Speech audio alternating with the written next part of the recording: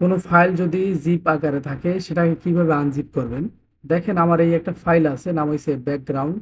এই যে ফাইলটা আছে এই ফাইলটার ভিতরে যদি একটু ঢুকি দেখেন অনেকগুলো ইমেজ আছে, কিন্তু ইমেজগুলো আসলে দেখা যায় না।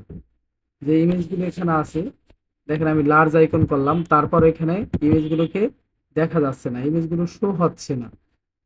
সেই ক্ষেত্রে আমাদের এই ফাইলটাকে জিপ করতে হবে, সরি, জিপ আছে আনজিপ করতে হবে। এখানে আমরা আবার ফাইলটায় ফিরে যাই। ফাইলটায় ফিরে গেলে দেখেন আমার এই ফাইলটা আছে ডাউনলোডের মধ্যে, এই যে আমি ডাউনলোডে গেলাম। দেখেন এইখানে ফাইল আছে ব্যাকগ্রাউন্ড, এই ফাইলটার নাম হইছে ব্যাকগ্রাউন্ড।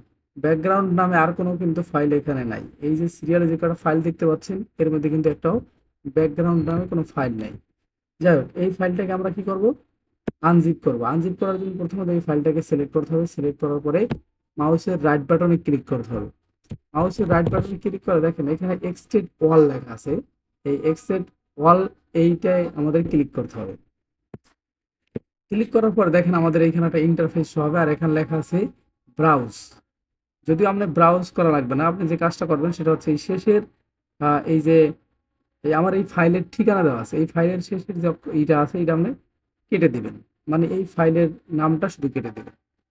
নামটা কেটে দেওয়ার পর এবার আপনি এখানে সিলেক্ট করে এক্সটেন্ড অল করে দিবেন।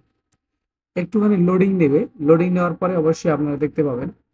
যাই হোক, একটু লোডিং নেওক, তারপর আপনাদেরকে আমি দেখাচ্ছি যে অবস্থা কি হয়। ততক্ষণ অপেক্ষা করুন।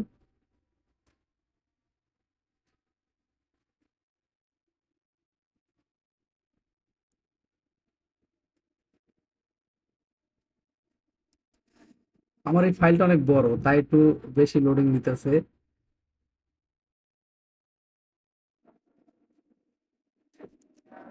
যাই হোক, লোডিং নেওয়া শেষ এবং দেখেন এই যে ব্যাকগ্রাউন্ড নামে যে ফাইলটা ছিল তার পাশেই আবার আর একটা ব্যাকগ্রাউন্ড নামে ফাইল তৈরি হয়েছে। মানে আগে যে ফাইলটা ছিল সেই রকম আর একটা ফাইল তৈরি হয়েছে। এই ফাইলের ভিতরে ঢুকলে দেখেন ওই যে ইমেজগুলো যা ছিল সবগুলো এবার শো হচ্ছে।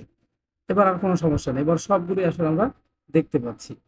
এইভাবে আপনারা যে কোনো ফাইল যদি আনজিপ আকারে থাকে, মানে জিপ আকারে থাকে, সেটাকে এইভাবে আনজিপ করে নিতে হবে। মানে জিপ আকারে থাকলে তখন আপনি এটাকে দেখতে পারবেন না যে ভিতরে কি আছে। এখানে ফাইলগুলো আমি একটু ওপেন করে দেখাইলাম। যাই হোক, সকলকে ধন্যবাদ।